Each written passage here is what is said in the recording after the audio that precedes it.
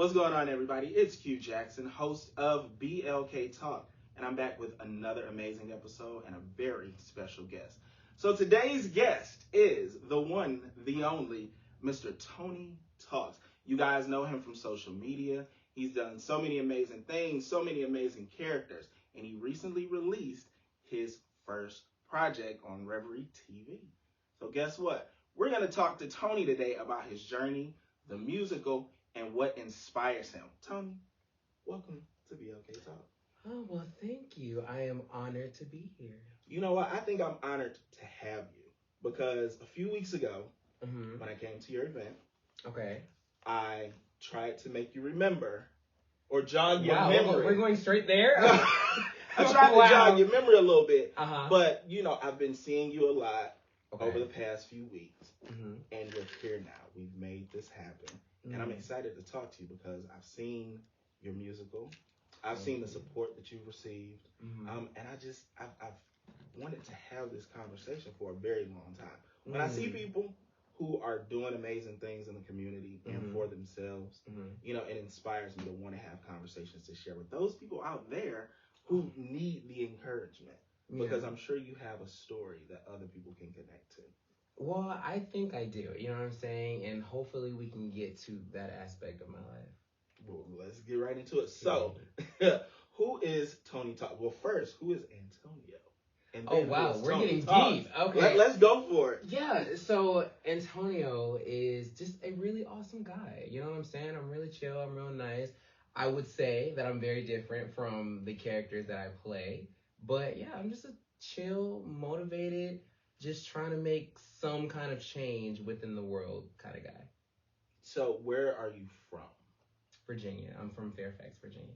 Where is that? You know what's crazy? I couldn't tell you. I have no idea. Oh.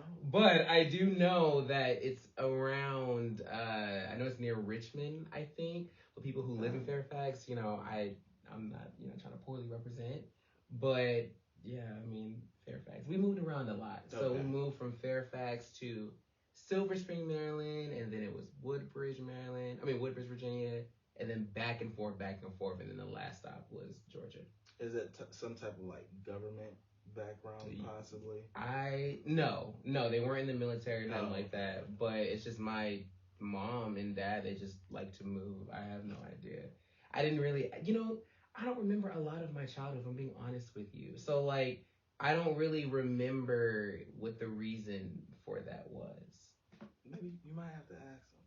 You know, if that's something that exactly. You. Out of all the questions, that was the one that I was like, okay, I'll just make up something. I don't really know. I get you. But you've landed in one of the most creative cities in the world. Atlanta, we love you. Okay, so what landed you here? Hold on, we're gonna cut that part. Me talking? Right in the middle. I've been doing the same thing. Crazy. So, okay, we started in Virginia, but now you've landed in one of the most creative cities in the world, Atlanta. Yes. And I'm assuming in Atlanta is where Tony Talks was birthed. Yes, I would say, because when I came to, well, actually, it wasn't Atlanta, it was Villa Rica. Oh. So, I know, right? No, let me tell you, literally, my parents made it seem like we were moving to Atlanta, so I'm looking for city and all that stuff, and, you know, my disappointment when we got to Villa Rica. But that is where I started recording little music videos and stuff like that I never posted. It was just something to, I guess, like, express myself and whatnot, but that's truly where the birth of Tony Talks was. And then fast forward, wigs got incorporated and, you know, different cameras and stuff like that. So you've always been inspired by music and you've always been some sort of creative. So like, tell us about the Antonio or the Tony in high school, middle school. So, you know what's crazy? So my family nickname is TJ, right?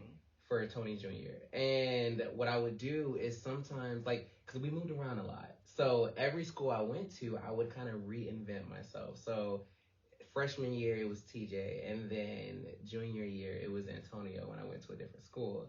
And I would just try to figure out, like, who I wanted to be or whatnot. I had a huge problem with authority.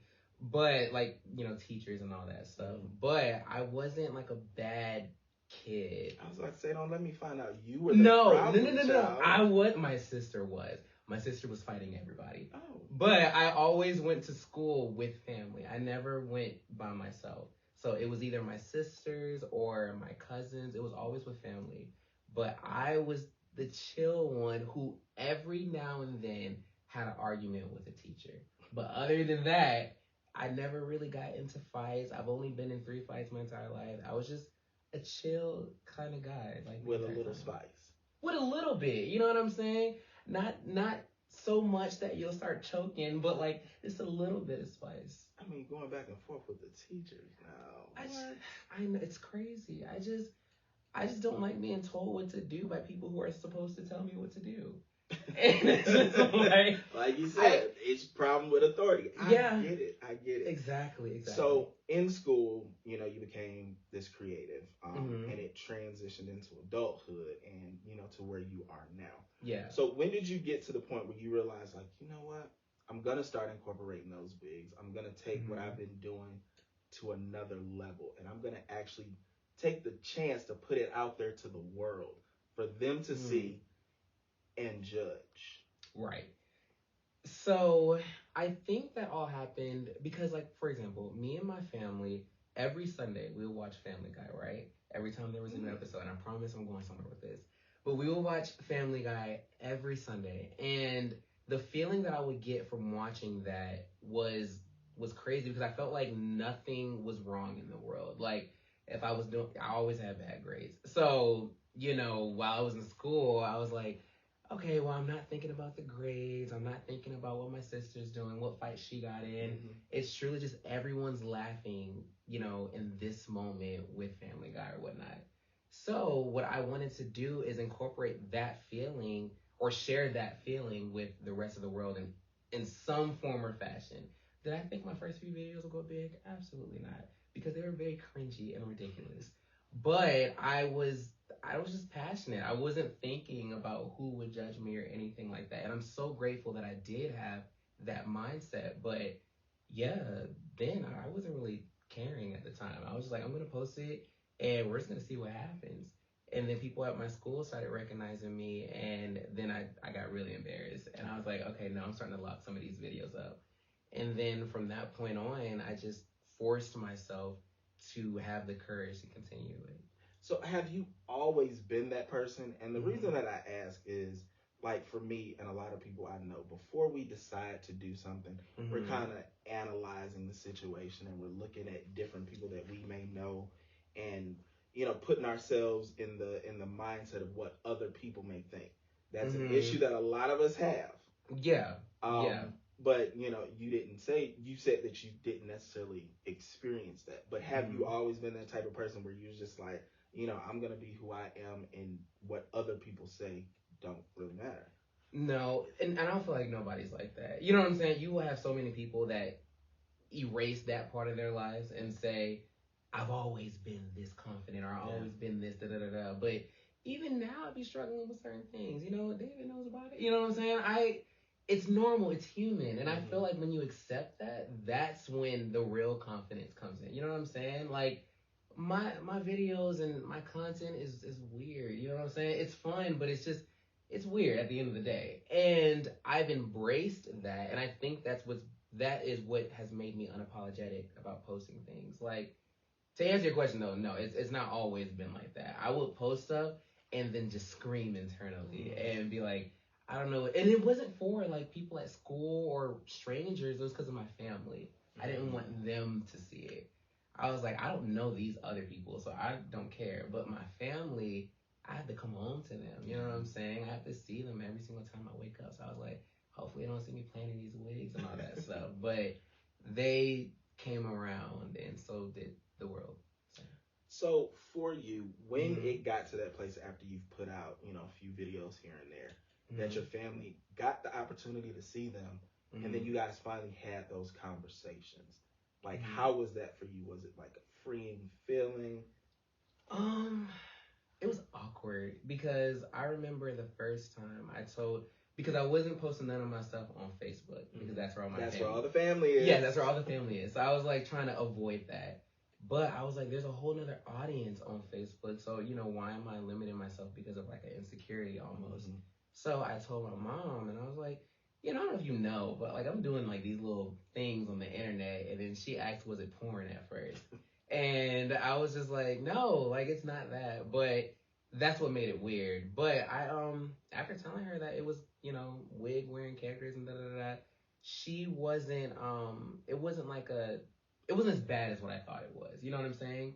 And from that point on, the rest of the family just hopped on because they had no choice. The way I see it is like, if I'm unapologetic about what I do, it's either you choose to accept it or you don't. You know what I'm saying? And with my family, it was just like okay, like I'm doing it. You know what I'm saying? It's whether you come with me or you just watch me, but you're going to see me regardless. So you might as well just hop on it. You know what I'm saying? And they ended up doing it for the most part. You know what I'm saying? So, So what I want to know, when they saw you in the wigs, was there a conversation surrounding sexuality at the time, or was that something that you guys had already discussed?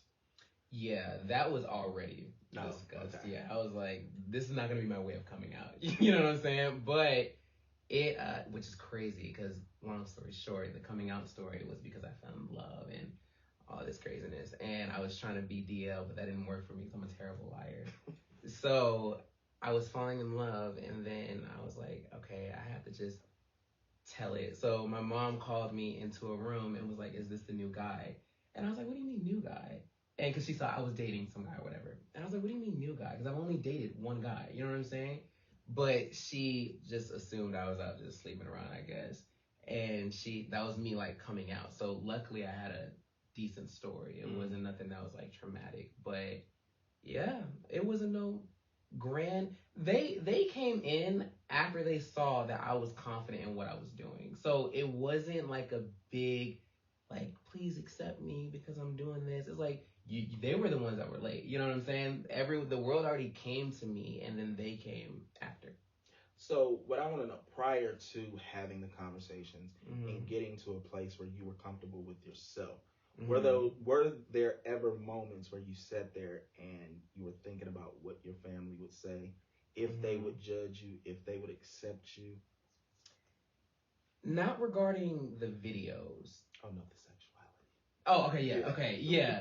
Well, yeah, you never know, but my sister's gay. So it was just, and I'm not saying I made it any better because, girls, it's kind of okay to be gay. Yeah, it's a whole thing. But no, I mean, yeah, I was thinking like, will they accept me and all that stuff? But I was also in love. I have this mindset where love is like on top of everything in the world. And sometimes I get like distracted by that. So like at that time, I was happy and I was in love and I wasn't thinking like, will you accept me, because I got somebody that loves me, so I don't really care. You know what I'm saying? So at that time, I was fortunate enough to have the mindset of like, I don't care right now. You know what I'm saying? It's either you accept me or you don't. But luckily they did. So I didn't have to experience that I don't accept you. There are some people in my family that just are crazy. But, because of my success, they haven't really said anything to me. So they're supportive of the person, the brand, the influencer. Yeah.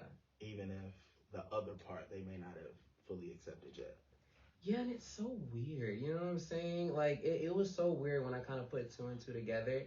But there's so much love in the world to focus on the people that don't know how to. So I just don't pay attention to it, and they still show up. I'll be damned if they try to disrespect me. So it's just like we all see each other. You know what I'm saying? We're not trying to.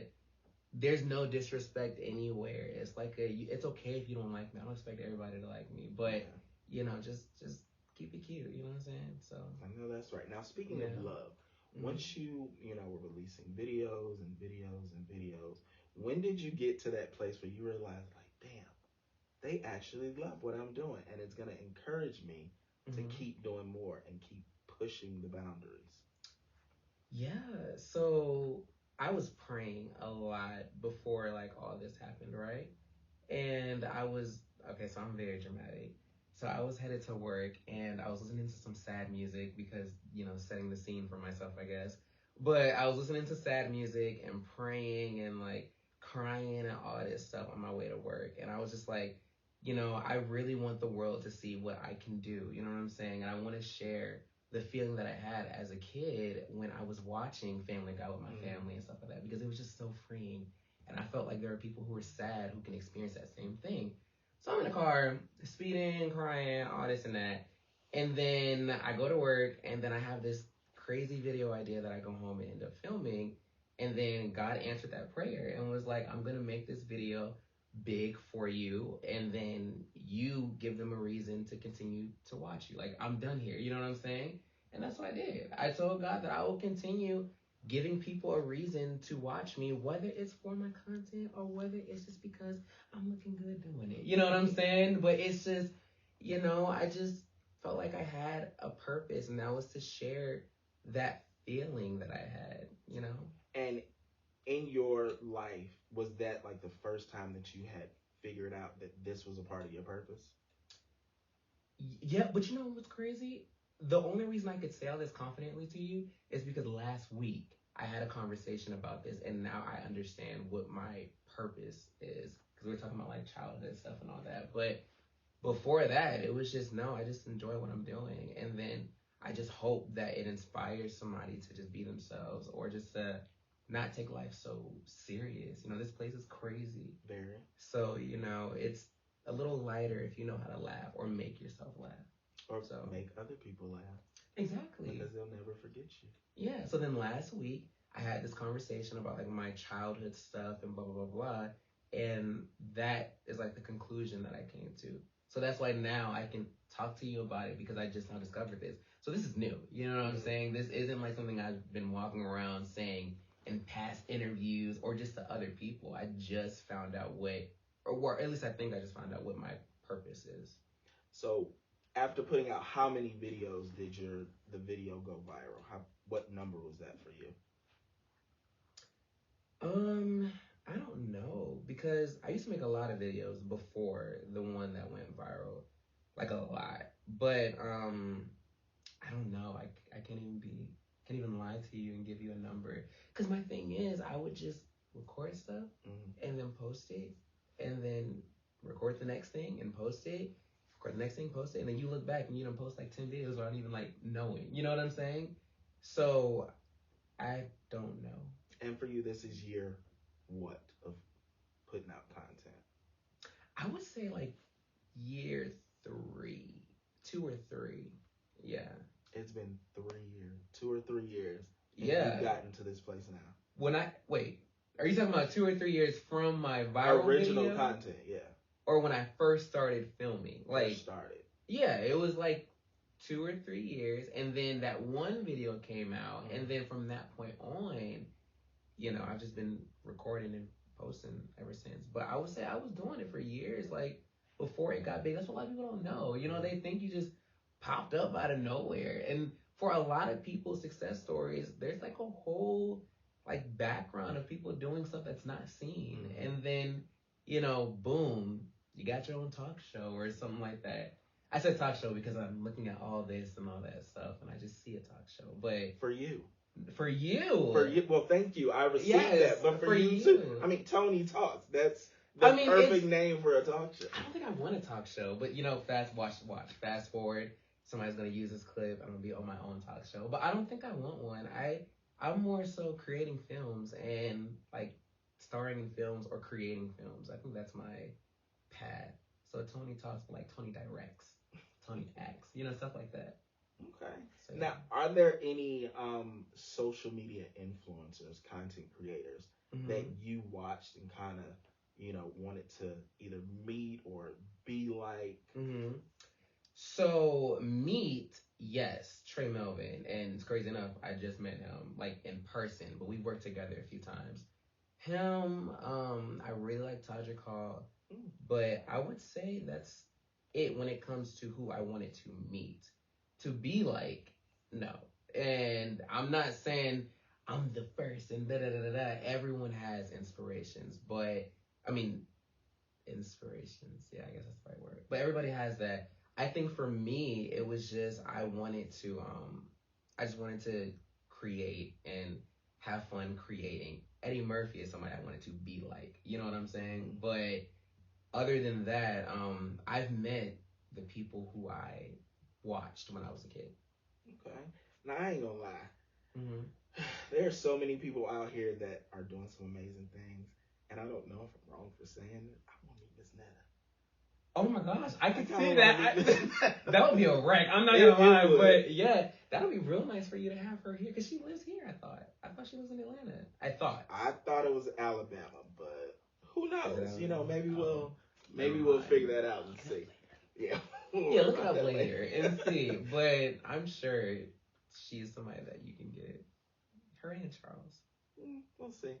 Back to you though. Right. So I want to know how your mind works because you didn't just come out with one character. There are multiple characters that you have put out there that the people have come to know and love. How did that work? Like, what does that look like when you're sitting at home writing? Mm-hmm. Where does that inspiration come from for each characters? So it's crazy. A lot of people think it's a whole like elaborate story, but it's not. It's simply just get a wig, and then whatever I think that wig would say is what I become. It's so crazy. It's literally because I like to be in costumes. Like it's just my thing. And when I would get like all these, I literally was in a phase of getting a new wig damn near like every week. Like it was almost like an addict thing. You know what I'm saying?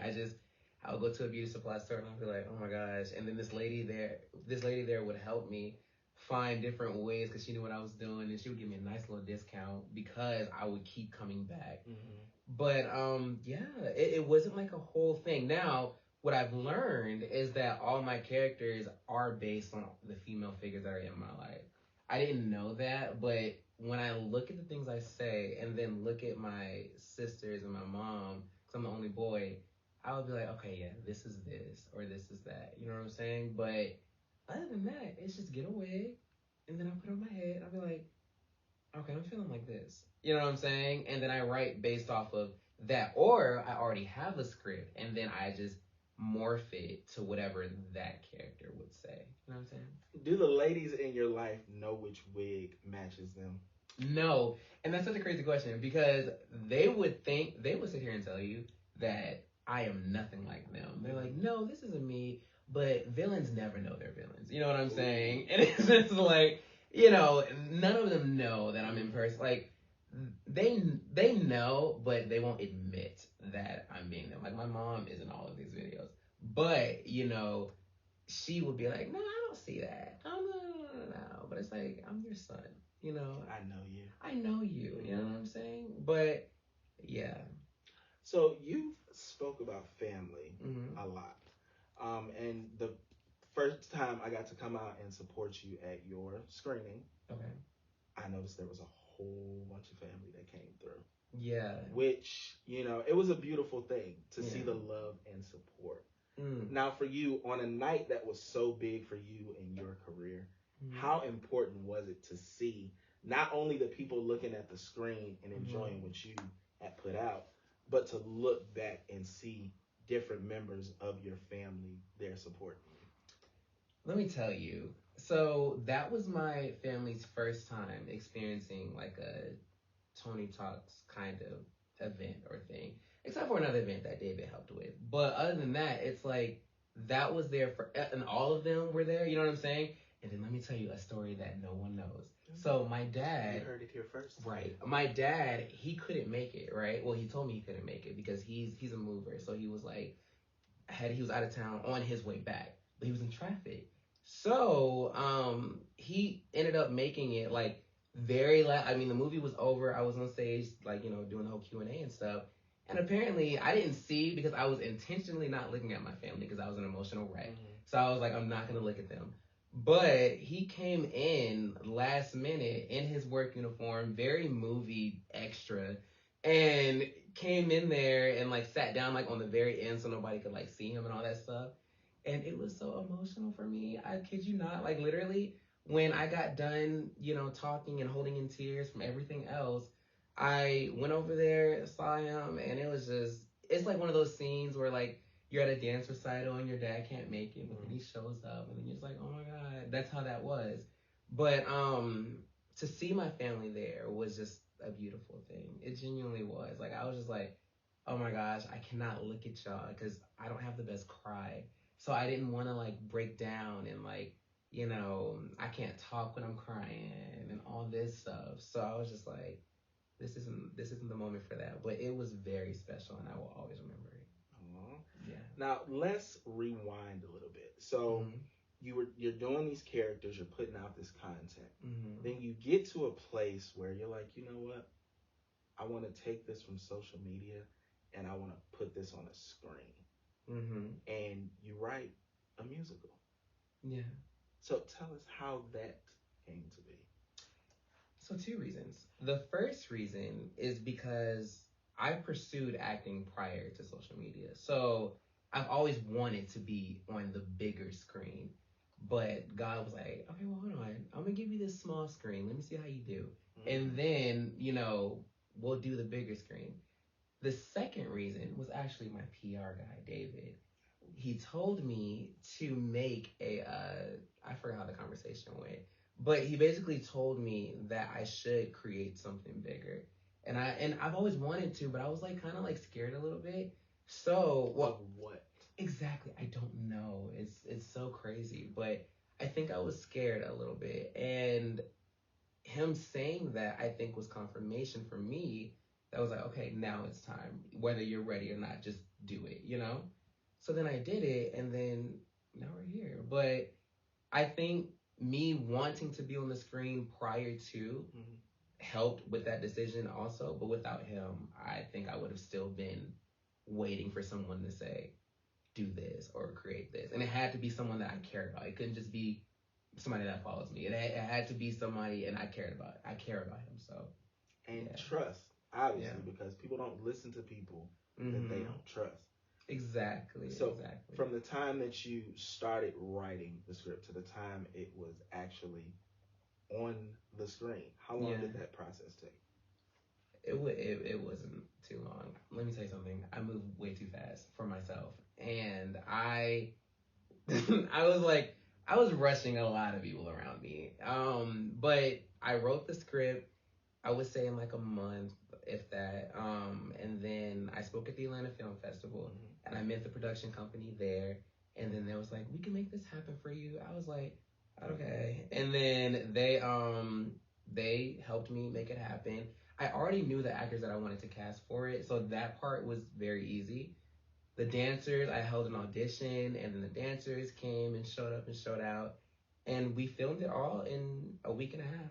Wow. And then I, unfortunately, but I'm very fortunate that I was able to, edited the entire project, and then that took like a month, if that. Really, it took like a week. But I was being a perfectionist, and I wanted to go back and work with what I was given and make it the best I can. And so it was fast, needless to say.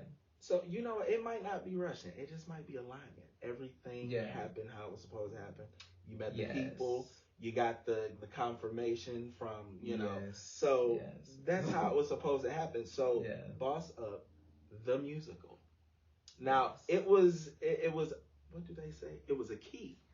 It was funny. It was exciting. It was, you know, it made you think about yourself. You know, a lot of people could see parts of themselves in your lead character.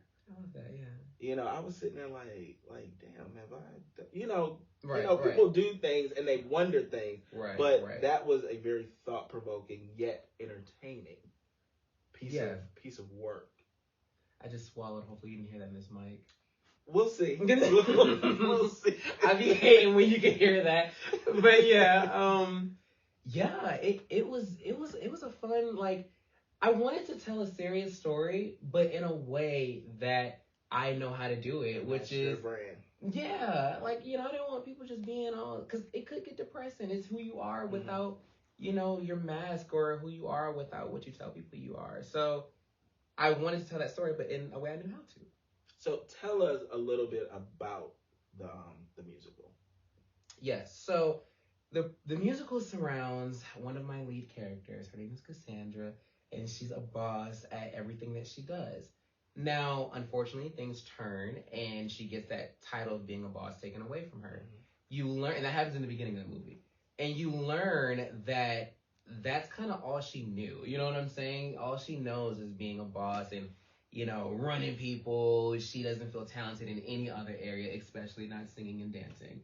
So she has to go through this whole inward journey discovering who she is without that title. And that takes her deceased mother coming in, and, you know, that's a story in its own. And then her kind of discovering the worth in the people around her, you know? And then from that point on, you know, how it ends. But, you know, she ends up, it's a happily ever after in the end.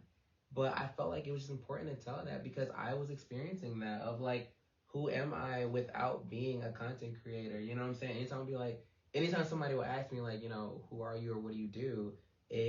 I'm an influencer, I'm a content creator. And for the longest, that was okay for me. But then I started meeting different people like David who would sit there and be like, who are you? Like without all that. And I was like, oh my gosh, like why did you open that door? And now I have to sit here and think about it. And I'm grateful that it did happen because it allowed me to tell a story through what I do. So what I want to know is thinking about who you are without that. Have you thought about that after the film actually came out? And the reason that I asked that is because I sat there after it was done, and I sat and watched and listened to every person on that stage. That Angelica Ross, shout out to that. That was amazing, by the way. Wow. Yes. When she went and put that microphone in these different people's face, and they talked about you and the opportunity that you gave them. Yeah. I sat there and, you know, I almost got choked up a little bit because RJ, the choreographer, you know, was somebody who sat there and said, when you guys had the conversation, there was no hesitation in you believing in him, but also paying him his worth, which had never happened before. So you provided an opportunity for people to feel value in ways that they have not felt value before. Yeah. So when you sit and think about something like that, how does that make you feel about yourself and the journey that you're on? Well, you never know that that's how you're affecting people. You know what I'm saying? So I think that's what was so difficult for me in that moment, because I was like, damn, y'all never told me any of this. You know what I'm saying? So it's just like, it's just an everyday conversation, you know? And when he said that, I was so like, I was like, oh my gosh, why would you do this? You know I'm such an emotional wreck right now. But he just being honest, and he didn't tell a lie. You know, the one thing I wanted to make sure within this entire project, because let's be real, he was more so talking about the dancers.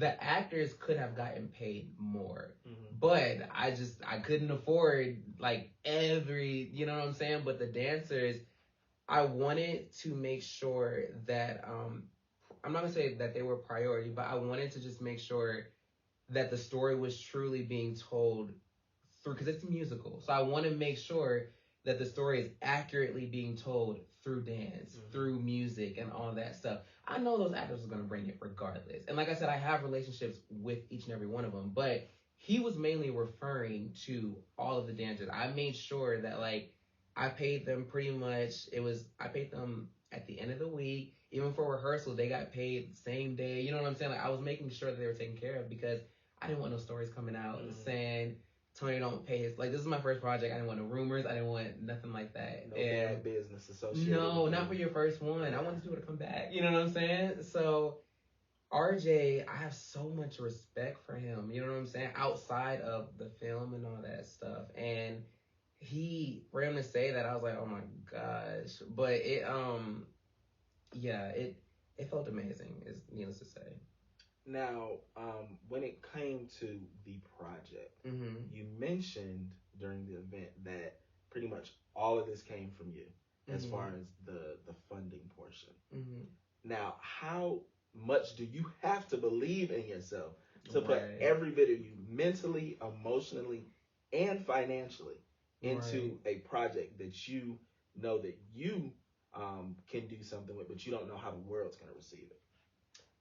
Well, with my videos and with what I create, my mentality is not what the world will take from it or like how they will rate. My goal is to inspire the younger version of myself that was sitting there watching Family Guy. You know what I'm saying? Mm-hmm. That is the goal for me. And with Boss Up, that was what I wanted to do. Now, yes, I wanted other people to feel like, you know, Cassandra's story and to relate that to themselves.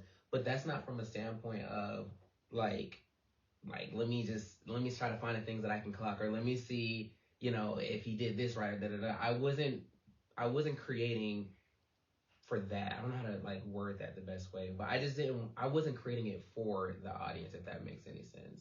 So that wasn't in my mind. What was in my mind is what would happen after I spent all this money, and could I get any of it back? Mm-hmm. You know what I'm saying? And I've accepted that it was one of those things where, okay, this is your first film. The next one you'll learn. You don't have to put all your money into it. And like I said on that stage, it's a cute story to tell people, to be like, oh my God, I paid for all this, I'm fucking da da da. But like, I would never do that again. You know what I'm saying? I would find ways where I don't have to do that. Because even with my life now, if I buy a new camera or buy lights or anything like that, I never spend my money. I wait until I do a promotion or something like that, and I spend their money. You know what I'm saying? So that way you save your money, and you know, you do what you gotta do. But it was an honor, and I thank God for being able to give me the mindset, the work ethic, and all that stuff to raise that amount of money, and to have, because you know, I could have spent that on a new car, a house, you know, stuff like that. But to have the mind to be like, no, I'm gonna spend it on something that I want to build. You know what I'm saying? I'm grateful for that. Investing in yourself, but because you did that, mm-hmm. other people saw how serious you were. Yeah. The musical, the quality was absolutely amazing. Yeah. You know, it was aesthetically appealing. It mm-hmm. was, you know, all of that good stuff. And then you've partnered with Revry TV. Yes. So how did that happen? You know, just like I said on stage, I've been trying to make it a big elaborate story, but it really isn't. It's one of those things where I don't remember how I got in contact with Revry, but I did in a previous way or whatnot. But I wanted Boss Up to be on a platform that represented love and that represented being yourself and, you know, just showing up in the world as who you are. And I feel like Revry is that. And when I reached out to them, they responded in like seconds. You know what I'm saying? So it was very easy to work with them and to put my stuff on their platform. So I'm grateful for it. But it wasn't like a huge kind of like grand gesture or anything like that. It was just, I know what I wanted, and Revry knew what they wanted, and we met in the middle. So far, when it comes to the partnership, mm-hmm. The musical is now available. Yes. So are there any plans for any additional content to come out? Absolutely. You know what I'm saying?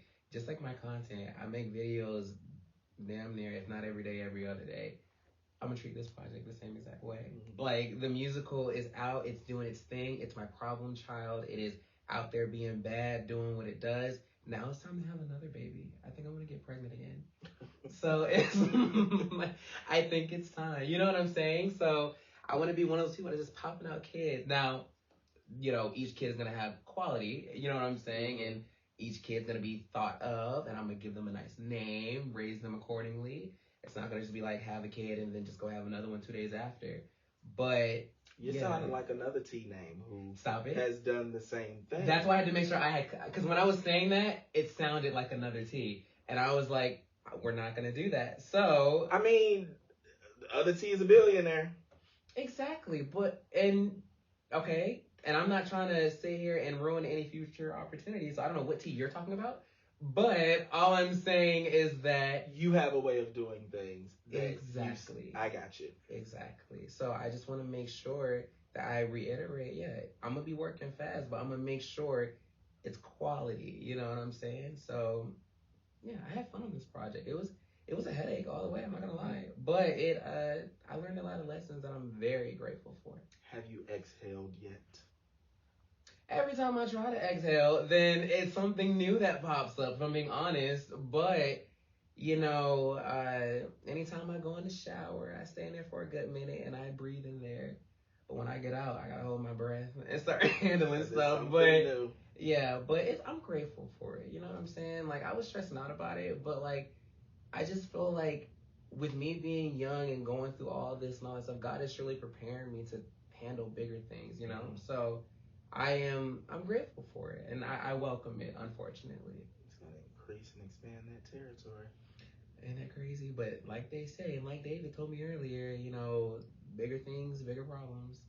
But then I become bigger, my mindset's bigger, so I'll be able to handle those bigger problems. And just keep good people, great people.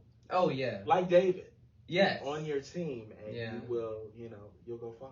That's further than you already are. You've already gone, pretty far. I appreciate that. So when it comes to the LGBT community, when it comes to young Black boys and girls, to get to a space where you are, what are some of the things that you've learned on your journey that you feel like you can share with them?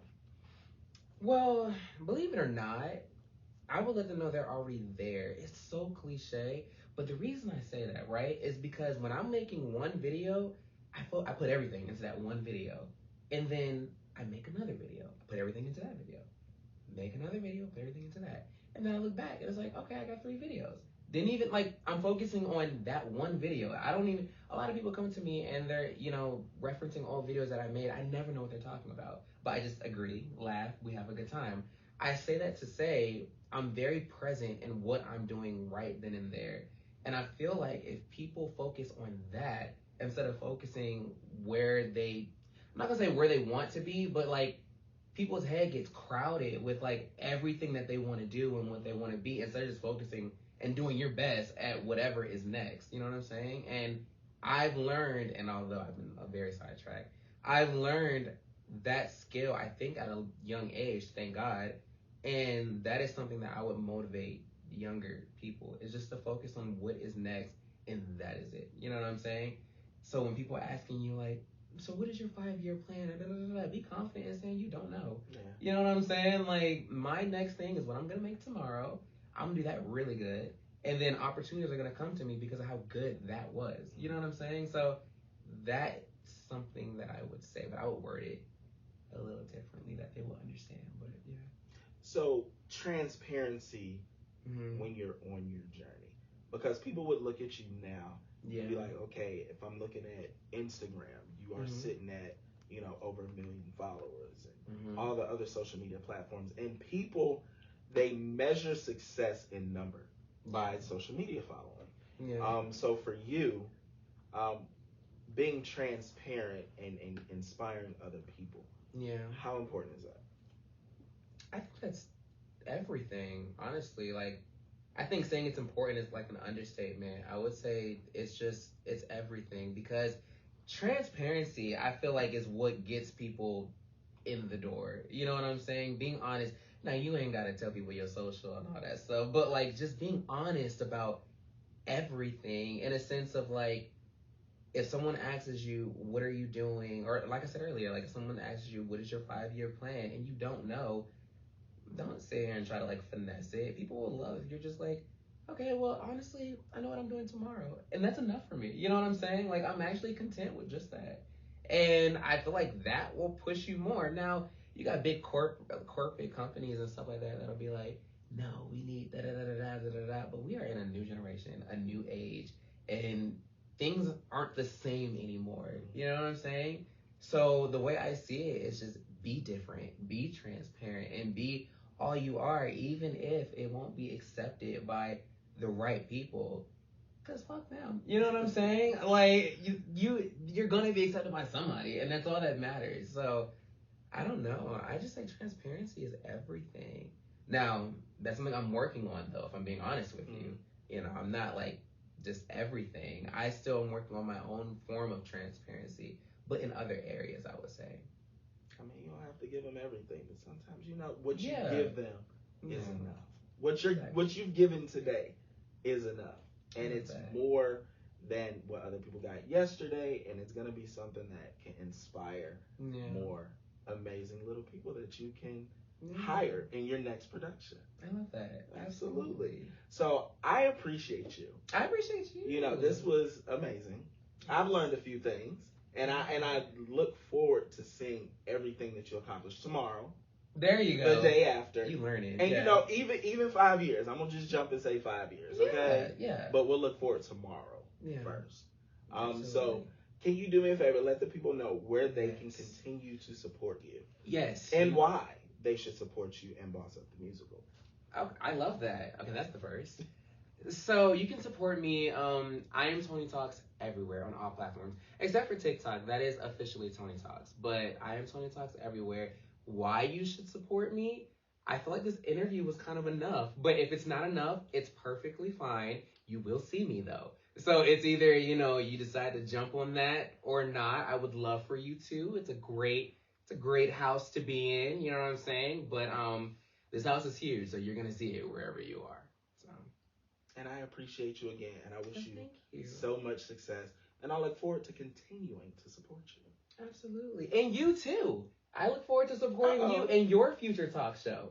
Okay. I receive that. There you go. 5 years. Lord, I'm waiting on you to increase my territory. Yeah, so absolutely. Amen. I might need to get a David on my team. But we'll talk about that later. Thank you guys so much for tuning in to BLK Talk. Make sure you guys follow Tony, and we'll be back with another amazing conversation very soon.